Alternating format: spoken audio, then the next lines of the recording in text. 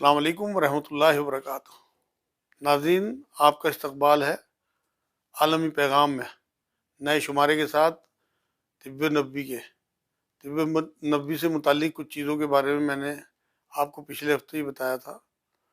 اس بار انشاءاللہ میں آپ کو شہد کی افادیت بتاتا ہوں۔ الحمدللہ رب العالمین والصلاۃ والسلام علی رسول الکریم وعلی آلہ وصحبہ اجمعین، اما بعد۔ اعوذ باللہ من الشیطان الرجیم، بسم اللہ الرحمن الرحیم۔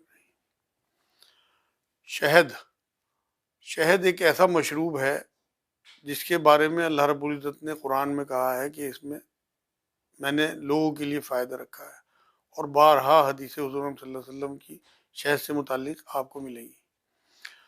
قرآن میں ایک صورت ہے سورہ نحل، 16 نمبر صورت ہے، 14ویں پارے میں۔ شہد کی مکھی کو کہتے ہیں نحل۔ تو اللہ رب العزت نے شہد کی افادیت بیان کرنے کے لیے شہد کی مکھی کے نام پہ پوری ایک صورت کا نام ہی رکھ دیا۔ اس سے اس کی اہمیت کا اندازہ ہوتا ہے۔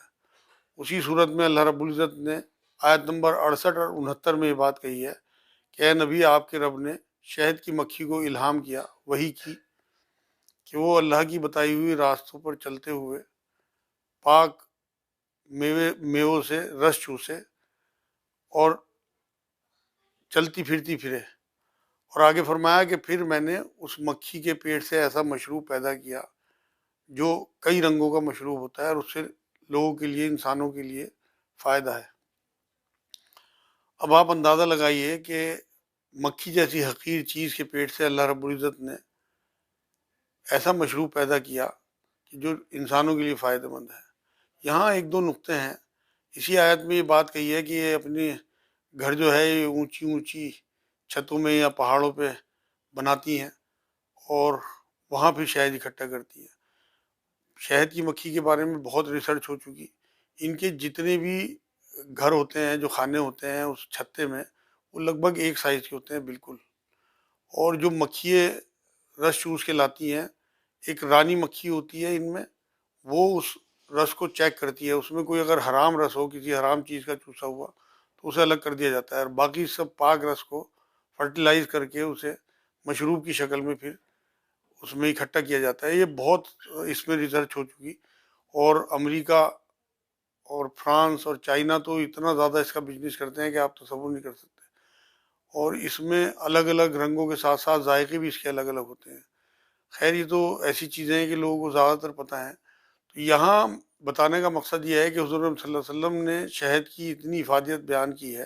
خود مائی عائشہ رضی اللہ تعالیٰ عنہ یہ بات فرماتی ہیں کہ حضور صلی اللہ علیہ وسلم روز صبح کو شہد گرم پانی میں پیا کرتے تھے۔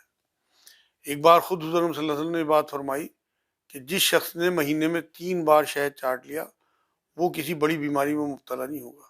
اب آپ اندازہ لگائیے کہ کتنی اللہ رب العزت نے، اور میں نے پچھلے شمارے میں بھی آپ کو بتایا تھا، جو اللہ کی رحمتیں ہوتی ہیں وہ بہت سستی ہوتی ہیں، تمام انسانوں کے لیے ہوتی ہیں، سب کی پہنچ میں ہوتی ہیں۔ تو شہد جو ہے وہ بہت اچھا شہد 200-300 روپے میں دستیاب ہے، اور اس سے بڑی بڑی بیماریوں کو آپ دفع کر سکتے ہیں۔ آپ یہ دیکھیے کہ حضور صلی اللہ علیہ وسلم نے پوری زندگی میں کبھی شہد کی ناغہ نہیں کی۔ ایک بار حضور صلی اللہ علیہ وسلم کی ازواج مطہرات میں کچھ آپس میں کسی کمپٹیشن کی وجہ سے کسی ازواج مطہرات میں سے کسی ایک نے حضور صلی اللہ علیہ وسلم سے یہ بات کہہ دی کہ آپ کچھ ایسی چیز کھا کے آئے ہیں۔ انہیں پتہ تھا شہد چاٹ کے آئے ہیں حضور، کہ آپ کے منہ سے بدبو آ رہی ہے۔ خیر، وہ غلط فہمی کے تحت معاملہ تھا، تو انہوں نے حضور صلی اللہ علیہ وسلم نے یہ طے کر لیا کہ میں اب شہد نہیں چاٹوں گا۔ تو سورہ تحریم کی پہلی نمبر آیت میں اللہ رب العزت نے اپنے نبی کو یہ بات ٹوک دی کہ جن چیزوں کو میں نے آپ کے لیے حلال کیا ہوا ہے، آپ کون ہوتے ہیں جو آپ نے اوپر حرام کر لیں۔ اب آپ اندازہ کریے کہ کتنی اہم ترین چیز ہوگی شہد۔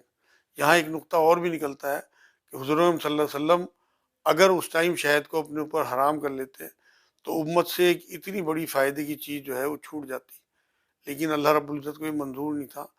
تو قیامت تک کے لیے آیتیں قرآن میں ہیں، اور وہ افادیت کا باعث ہے ہمارے لیے کہ اللہ رب العزت نے شہد جیسی چیز ہمیں دی ہے، تو آپ لوگ اپنی بیماریوں کو ٹالنے کے لیے شہد ضرور استعمال کریں۔ اگر شوگر والے ہوں تو وہ کم 1 چمچ لے لیا کریں صرف، اور اگر کسی کو کوئی شوگر جیسی بیماری نہ ہو تو 2-3 بار دن میں لے سکتا ہے۔ قرآن کی جو آیت ہے کہ اللہ کی راہوں پہ چلتے ہوئے اور پاک میووں سے رس چوستی ہے، اس سے ایک نقطہ یہ بھی نکلتا ہے کہ اگر ہم بھی اللہ کی بتائی ہوئی راہوں پہ چلیں گے تو ہمیں بھی اللہ رب العزت پاک روزی دے گا، اور ہم اللہ کے قریب ہونے والے آدمی بنیں گے انشاءاللہ۔ تو آپ لوگ شہد سے فائدہ اٹھائیں، اللہ رب العزت کے بتائے ہوئے راستوں پہ چلیں، انشاءاللہ آپ کو پاک روزی بھی ہوگی اور آپ لوگوں کے لیے بھی افادیت کے باعث ہوں گے۔ جس طرح شہد کی مکھی جو ہے لوگوں کے لیے فائدہ مند ہے، اسی طرح ہم بھی لوگوں کے لیے فائدہ مند ہوں گے۔ وما علینا الا البلاغ، انشاءاللہ اگلے شمارے میں کسی اور چیز کے بارے میں آپ کو بتاؤں گا۔ السلام علیکم ورحمۃ اللہ۔